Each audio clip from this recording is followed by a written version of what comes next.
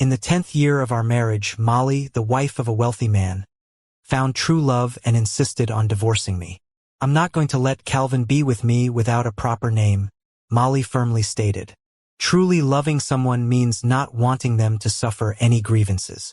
I quit my job and signed the divorce papers. 3 years later, I returned to the country with my girlfriend.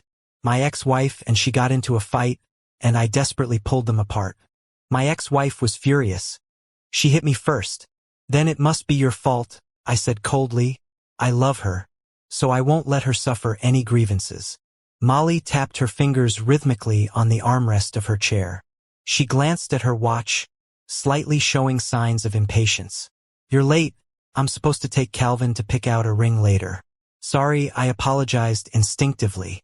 There had been an issue with one of Molly's business deals that took some time to resolve, making her 20 minutes late.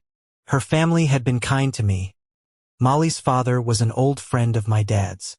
After my dad got kidney failure, her family helped find a suitable donor, which extended his life by 10 years and supported me too. Without them, I would have dropped out of school early and been forced to marry someone 20 years my elder. Her family provided me with good education, a comfortable life, and a broader perspective. So to me, Molly was my benefactor first, my boss second, and my wife last. Being Molly's husband was a job first, an obligation second, and affection last for me. Molly and I grew up together, childhood sweethearts. She's beautiful, gentle, and always took care of me. She always protected me from behind. As a teenager, I often imagined what it would feel like to hug her from behind. Would she be startled or happy? Would she hug me back just as tightly? At 18, I finally acted on those fantasies. But Molly told me, "Oliver, this is dependence, not love." But in the end, she married me because it was suitable for her family. I was raised to be a perfect son-in-law by high society standards. The night before our engagement, Molly's mom took my hand and said, "Don't expect love in high society. Women having affairs is normal.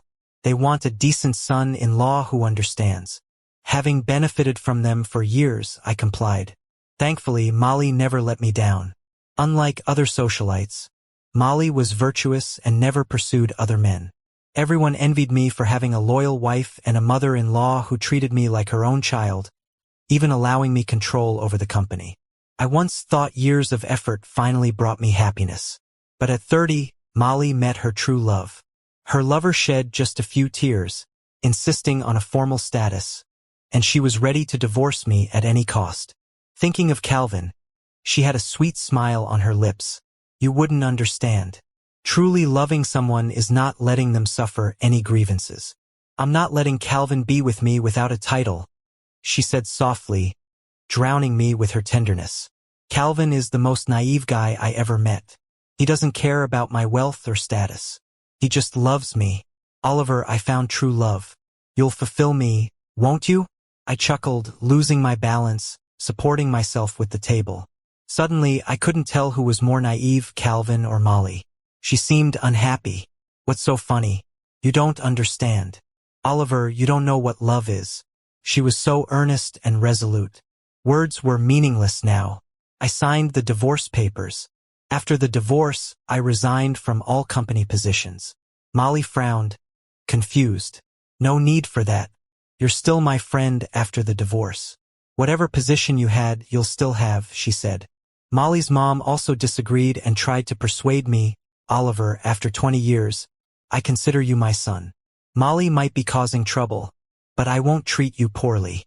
Her parents had a high society marriage. She spent her life as a rich wife, ignoring her husband's affairs. To her, it was normal. But I am different. I loved Molly. I foolishly believed that if I gave her enough love and patience, she would love me back. But reality taught me that love isn't a game measured by effort. Love breeds possessiveness and jealousy. I couldn't stay there and watch them flaunt their affection in front of me. I held onto Molly's mom's hand, her subtle sandalwood scent filling my nose. From 8 to 18, they raised me for 10 years. From 18 to 28, I spent 10 years repaying them. I'm an adopted son, Molly's husband, and company vice chairman. I played my roles responsibly. But now I am exhausted. I've never truly lived for myself. I want to be Oliver to live for me. I gently hugged her, my voice trembling. Mom, I'll come back to visit often. To be fair, Molly was always generous with money. She had a big heart, and over the years she gave me a lot, not to mention the shares and the divorce settlement. My hidden wealth was nearly equal to Molly's. After leaving, I decided to settle abroad. Molly, busy with Calvin, didn't even know I left. On my third day abroad, she called me. Oliver, you're so reckless. Running off to another country without a word. When are you coming back? Don't miss my wedding to Calvin. Calvin says he wants your blessing. I gripped my phone, my knuckles turning white. I won't be attending your wedding. Molly didn't get it, sounding a bit accusing. Your family. How can you miss my wedding? Molly. My eyes welled up and there was a lump in my throat. Don't you think you're being cruel? Later, my younger brother David called me a lot. He was crying on the other end. Bro, I'm sorry. If it wasn't for me, she wouldn't have divorced you. It's all my fault for making the wrong friends. Calvin was David's college classmate. Because they got along so well, David brought Calvin home. Just that one encounter, and Calvin and Molly hit it off. Their romance unstoppable. David was furious that his friend became his brother-in-law. He swore Calvin wouldn't have an easy life, making things tough for Molly too. On the phone, I chuckled softly, reassuring him it was okay. If Molly was destined to love someone else, then today it's Calvin. Tomorrow it'd be someone else. It didn't matter who that person was, as long as it wasn't me. I saw Molly and Calvin's wedding announcement on TV. Unlike our understated nuptials, theirs was extravagant and flashy. She must have truly found love, eager to announce her happiness to the world.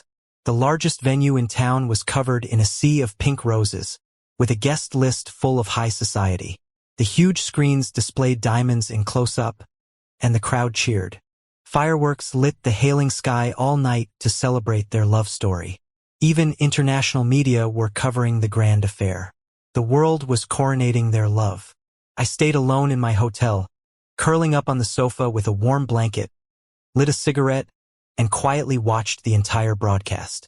I thought my heart would break again, but surrounded by so much happiness, I felt no jealousy or pain. At that moment, I realized I had truly let go. In my second year abroad, I occasionally got random calls. Nobody spoke, but by the breathing, I recognized it was Molly. After a while, I stopped picking up unknown numbers. David often called me too. He tried to show me how Calvin messed up and their marriage was rocky. Each time I'd cut him off. David, I don't want to hear about it. I'm only concerned if you're eating and living well. For a while he stayed silent. Then with a hint of sobbing, what about you? Are you doing okay? Am I okay? In my country, it's midnight, but here it's dawn. I looked to my side, seeing the morning light gently on her face. She breathed steadily, sleeping soundly. Linda wore herself out last night. I took her hand, interlocking our fingers. Smiling slightly, I told David I'm doing great. 3 years later, I returned. The company Linda and I founded was booming, and we decided to establish a branch back home. I chose a day when Molly would be at work to visit my uncle. Walking through the door, everything felt so familiar. Nothing had changed. The breeze stirred the wind chime I'd hung as a child, its tinkling comforting. His eyes were wet with emotion. His voice full of reproach, you ungrateful boy. You said you'd visit sooner, and now 3 years have passed. I hugged him, laughing, pulling out the gifts I'd bought to appease him. Glancing up, I noticed Calvin standing awkwardly on the stairs, unsure whether to go up or down. In 3 years, he seemed different from my memory. His hairstyle and clothing looked oddly familiar like me back then. David once complained, saying Calvin shamelessly copied my style. I had chuckled at that, thinking David must be mistaken. I nodded slightly at Calvin to acknowledge him, but he just fidgeted with his clothes, stubbornly avoiding eye contact. At dinner time, Molly rushed home, flustered and a bit disheveled, carrying my favorite roasted meats. She beamed brightly, speaking warmly as always. Why didn't you let anyone know you were coming?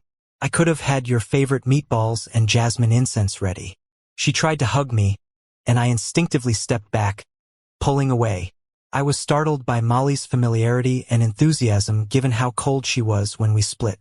Awkwardly, she dropped her hand and scanned me up and down.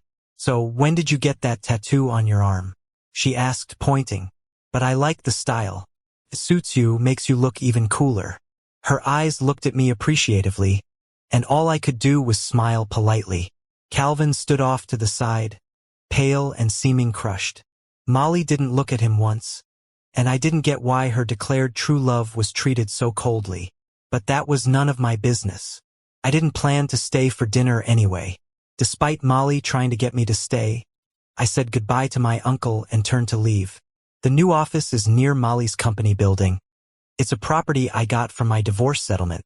On the opening day, to create hype, I used my connections to bring in a bunch of media. I didn't expect Calvin to suddenly show up. With eyes full of tears, looking both forlorn and stubborn, he shouted from the crowd, "Oliver, please stay away from my wife. You've been gone for 3 years. Why are you back? I can't take my wife thinking about you every day. My life is filled with memories of you. Oliver, show some pity. Can you leave my and Molly's marriage alone?" The place fell silent. My marriage with Molly was super low-key. Not many in the public knew I was her ex-husband. The reporters were caught off guard and turned their cameras toward Calvin. The guests were mainly from elite backgrounds. Many knew the scoop but kept their reactions composed, though their curious glances darted between us. I couldn't let him slander me like that. Besides, standing beside me, Linda was clenching her fists, clearly about to lose her cool. I picked up the microphone, speaking clearly and firmly. "Calvin, you should have evidence when you say something. If you can't prove I interfered in your and Molly's marriage, I will defend my reputation and sue you until you issue a written apology and statement. Also, this is not a marketplace. The loudest voice doesn't win. Please don't make a scene like a street brawler.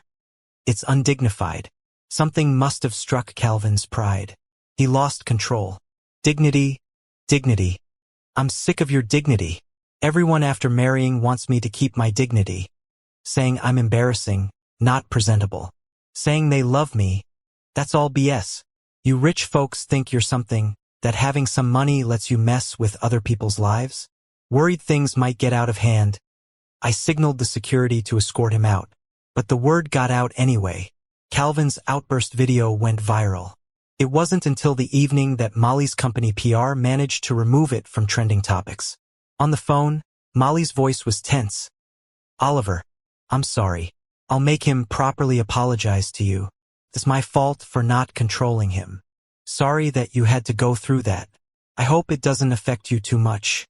It did affect me, but I didn't want to discuss it further with Molly. Next to me was a woman turning into a pufferfish from anger, waiting for me to console her. I held the phone, staying calm. "Please handle this soon. I'll come over to apologize another day." "No need." I hastily ended the call. When Linda and I got together, she was a fresh graduate, a simple college girl all focused on her robotics career, clueless about family feuds in the country. She knows I have an ex-wife, just not who exactly. Now she's holding an iPad showing Molly's photo next to her face. Her eyes are teary, her voice hoarse, questioning. "Tell me, am I her substitute?" I just felt a slight headache. Linda and Molly do look about 60–70% alike. It was partly this resemblance that caught my eye initially. I should have clarified up front when we got together. Now it feels a bit late to explain. I gently shook Linda's arm, blinking innocently. "If I say no, will you believe me? Though they look similar, they're entirely different individuals." Linda is sunny, fresh, full of energy, her smile genuine and kind. Molly, in contrast, is gentle, respectful but detached. Her smile always seemed a bit insincere. Linda's eyes flashed with jealousy. "I don't believe you, unless you prove it." Grabbing her arm, I kissed her earlobe. Linda's breathing suddenly grew faster. She pushed me onto the couch. "Even if I am a substitute, it doesn't matter. It's not true. Anyway, the one by your side now is me. When a woman is filled with jealousy and envy, even the gentlest one might get rough." Lying by the bed, Linda calmed down, wrapped in a towel, handed me a cup of warm water, and started working on her laptop. The cold screen light shone on her sharp profile. Suddenly, I spoke, "You're very different from Molly." I didn't look her way, instead turned over, gazing at the ceiling. I didn't notice her stop typing mid-action. She might seem gentle and well-raised, but she's incredibly self-centered. She wouldn't wait for me to come home, wouldn't leave a light on for me, nor hear my pointless ramblings. I loved her for over 10 years, but she claimed I didn't know what love was, only to turn and marry some guy she'd known for just a month. When I divorced her, I thought I'd never meet someone who'd truly love me. But then I met you. Love is caring, tolerance, trust. It's your kisses when I get home. It's the porridge you make for me in the morning. I turned, propped against a pillow, my upper body lifted, smiling. Love is when we went grocery shopping yesterday, and the thing I just glanced at ended up in the cart. Love is you seeing me in your eyes, knowing what matters to me. Linda, I love you. It has nothing to do with Molly. If there is any connection. I paused. Linda stayed stiff, not turning her head back. I softened my voice. It's that she makes you shine brighter, more worthy of my love. Linda's tense body relaxed, though her tone remained fierce. You're really smooth with your sweet talk. I was sneakily watching Linda's reaction. She was talking tough, but the smile on her lips was hard to hide. How I met Linda was pretty normal. I had just moved abroad and signed up for a community college course to make some local friends. The apartments near the community college were pretty old, but they were close to school. I'm not picky, so I found a place that seemed safe enough and moved in. One day, coming home, I saw a tin dog sitting outside my door. It looked like a regular decoration piece.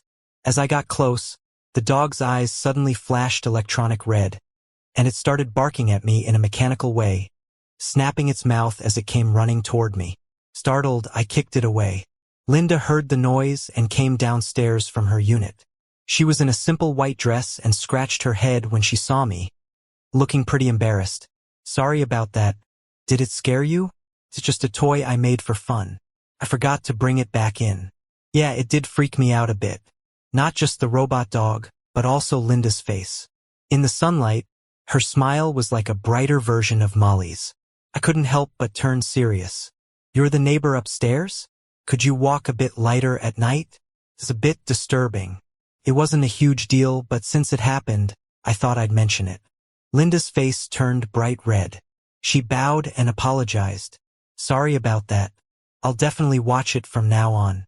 That night, while I was cooking, she knocked on my door. With a big grin showing off her bright white teeth, she said, "It smells amazing. Mind if I join for dinner?" She was holding a basket full of high-quality fruit. I don't freeload, here's something for you.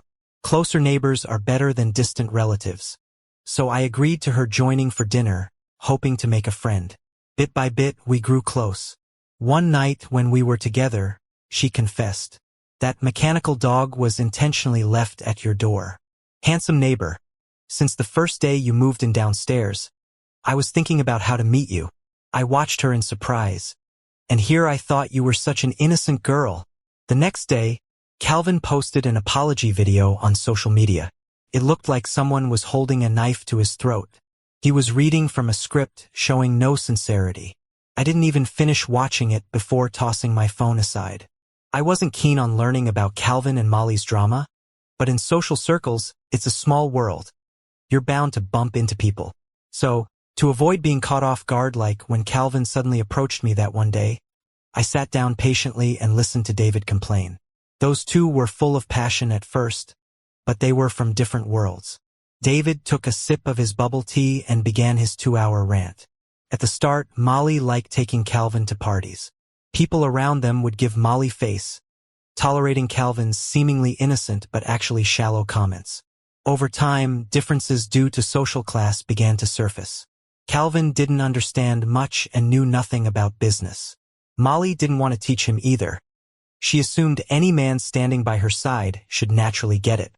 Calvin had to figure things out on his own, without proper guidance. Pretending to know what he didn't only embarrassed Molly further. On top of that, Calvin's family was a bottomless pit. To pay off his gambler father's debts, Molly forked out at least 20 million. Once she started, it never ended. Relatives who weren't even close to Calvin kept hitting up Molly for money. What initially attracted Molly to Calvin, his innocence and indifference to wealth and status, turned out to be a lie. Was Calvin really indifferent to wealth and status? No, he just hadn't experienced real wealth and status. He maxed out a card with a 2 million limit every month, buying junk. The initial thrill faded, and Molly grew impatient. She stopped taking Calvin out. Once, Calvin secretly followed her to a dinner and saw some lively girls surrounding Molly, trying to amuse her. He lost it and caused a scene. He even pointed at an important business partner and accused them of cheating on their wives. Because of that drama, Molly became a laughingstock in her circle. David's tone was full of disdain when he got to this point. My sister has never been so embarrassed. She dragged Calvin out and really let him have it. Want to know what she said? David was animated, gesturing and mimicking Molly. We've been married a year, and you still can't distinguish wine glasses, and you keep making mistakes with accessories. Where's your head at? If you were half as good as Oliver, I wouldn't feel so embarrassed to bring you out. You can't even stay at home and reflect, and yet you dare cause embarrassment in public. Aren't there enough people gossiping? Your whole family are leeching relatives, living off me, and now you dare make a scene outside. Who gave you the guts? Molly was raised with a lady's education, so for her to call out a man like that was harsh. But isn't it kind of her own fault too? I set my teacup down, perfectly calm. They'll just keep living like that, a bickering couple. David pursed his lips, glancing at me, like he had something to say but held back. Just spit it out, I can handle it. Once, my sister got drunk and called out your name. Calvin lost it. David watched my reaction and, seeing no response, continued, I mention you all the time. My dad mentions you all the time. My sister mentions you when she's drunk. Calvin probably couldn't take it anymore. Later on, he started copying the way you dress.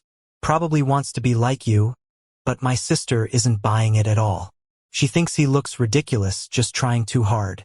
It's been 3 years since the divorce, and somehow, I'm still part of their games. Honestly, I'm kinda honored.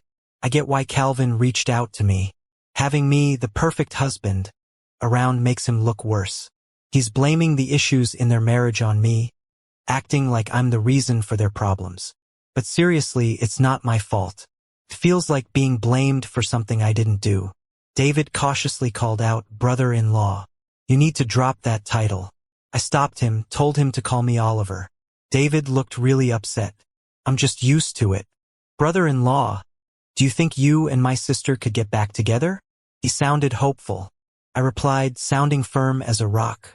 Even if the earth crumbled and she was the only woman left, it'd never happen. Then, I felt a warm gaze behind me. Linda stood there, smiling, her eyes filled with warmth and love. You could have told me we had guests coming, she said, so I could have bought more food. That night, David stayed for dinner with us. Through all the lovey-dovey moments with Linda, he finally got that I've moved on. Before leaving, he suddenly grabbed my arm. Sounding a bit gloomy, he said, brother-in-law, you and my sister are both family. Even though I want you together, I really hope you can be happy. I'll bless your future. David might be on board, but Molly? Not so much. Linda met Molly while picking out an engagement ring. I left for a restroom break, and they were at each other's throats when I got back. 2 otherwise decent women ready to throw down. Molly's face twisted in anger. Why are you with him? Linda didn't back down, clutching Molly's collar. He loves you? Did he tell you he loved me for 10 years? Molly sneered. I thought Oliver found someone special. Seeing your face, I get it now. You're just a stand-in. I can't even stand to look at you talking about love. Linda's face darkened, and she slapped Molly. Molly looked shocked. Who insisted on divorce for her true love? Now you act all noble. I stepped in to break them apart, shielding Linda. I glared at Molly. Can't we just talk things out? 3 years and you're still quick to hit? Molly wiped blood from her lip and scoffed. Me hitting? Want to check the cameras? See who hit first. I didn't care. My bias was obvious. You probably said something to upset Linda. Otherwise, Why would she hit you? Molly let out a bitter laugh. Her face mocked me, but her eyes looked hurt. You just protect her. Huh? But I'm the one bleeding. Linda let out a soft hiss behind me, snapping my attention back to her. I asked, full of concern, if she was okay. Linda looked down, a bit pouty. I think I pulled a muscle. Molly, unable to hold back any longer, grabbed my wrist, forcing me to look at her. Look closely. I'm the one hurt. I pushed her hand off and stared into her eyes. Molly, do you understand love? When you really love someone, you can't stand to see them hurt. I returned her words, once directed at me, with the same detachment. Molly turned pale, completely taken aback. You love her? If she didn't look like me. Enough already, I said, tired of her arrogance. Linda, looking like you delayed things.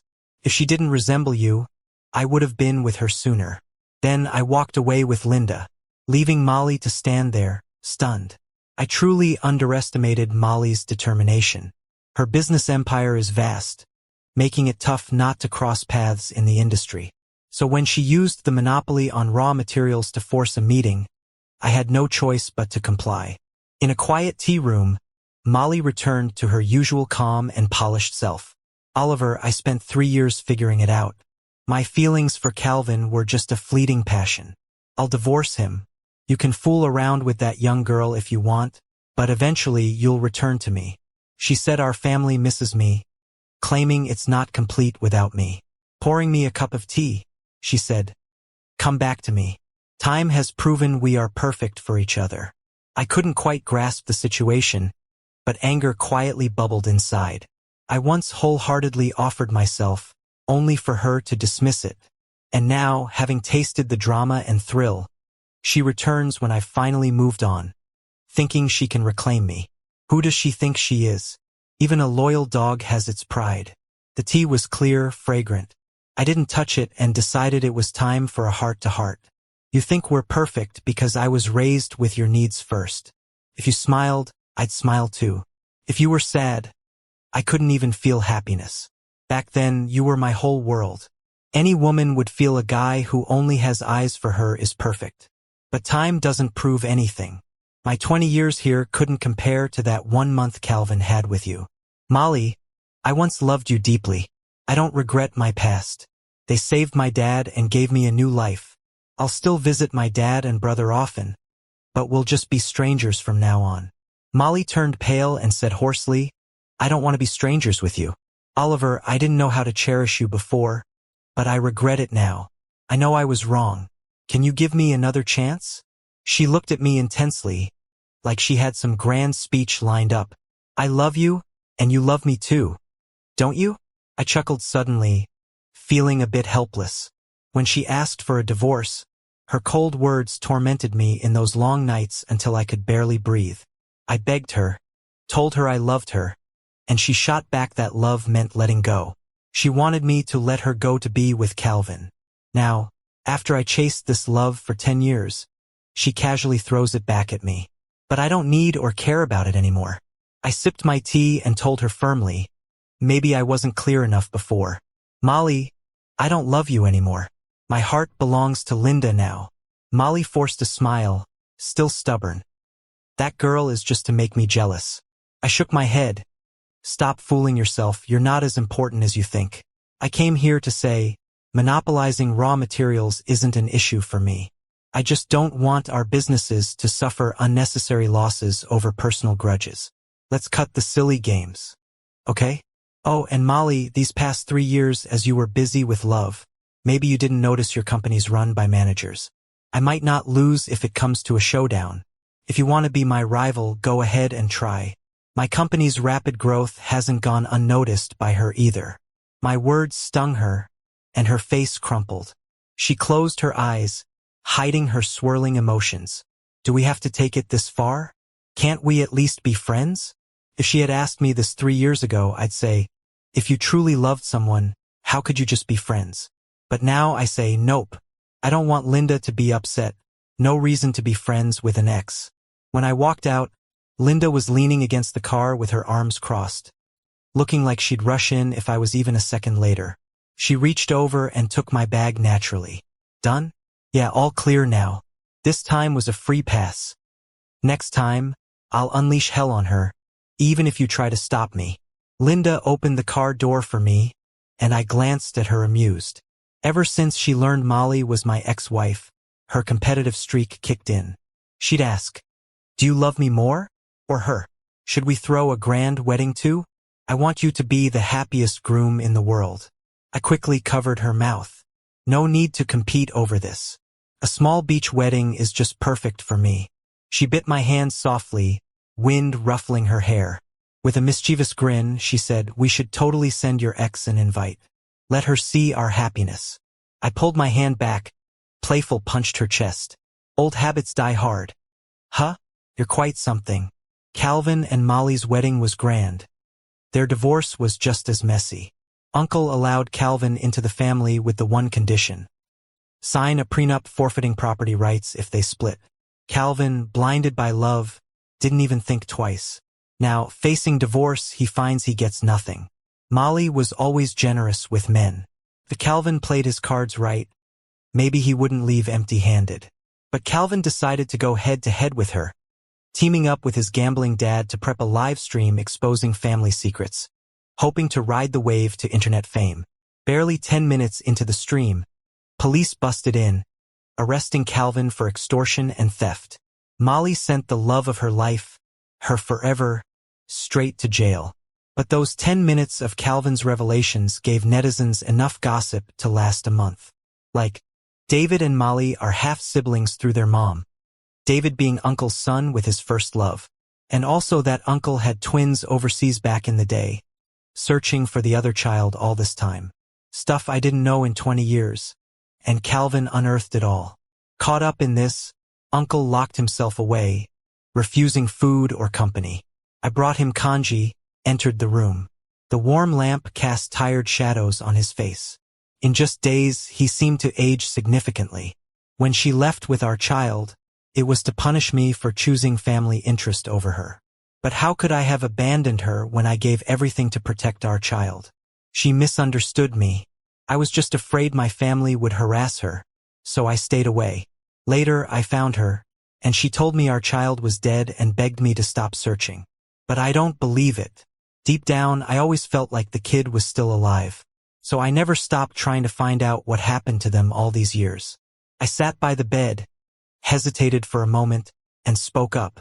"The person you're looking for, I might know who they are." The DNA test results were in. Linda really is Uncle's biological daughter. She and David are siblings. Even Linda was surprised. My dad never told me about this. The one who couldn't handle it was Molly. She went crazy, had a breakdown, and hysterically booked a flight to get away for a while. The happiest person was Uncle. He hugged Linda, who was still in shock, and cried for a long time. Finally, he shook my hand, smiling through his tears. "Oliver, after all this, we're still family." Before I married Linda, I overheard her talking to Molly on the phone. "Sis, which flower supplier do you trust? I want to order something special for my husband." "Hey, I'm asking you because you've been married twice, got a bit more experience, right? That big wedding you had was such a show. I'm just here to learn from you." Sure enough, the room was silent before I heard Molly scream on the other end. "Get lost." On our wedding day, David was my best man, and Uncle watched from the audience. While Linda slipped the ring onto my finger, I noticed Molly at the back of the crowd, staring at me. Then she left, looking lost. I turned back to the love of my life. I leaned in and gave her a kiss. "Linda, I love you.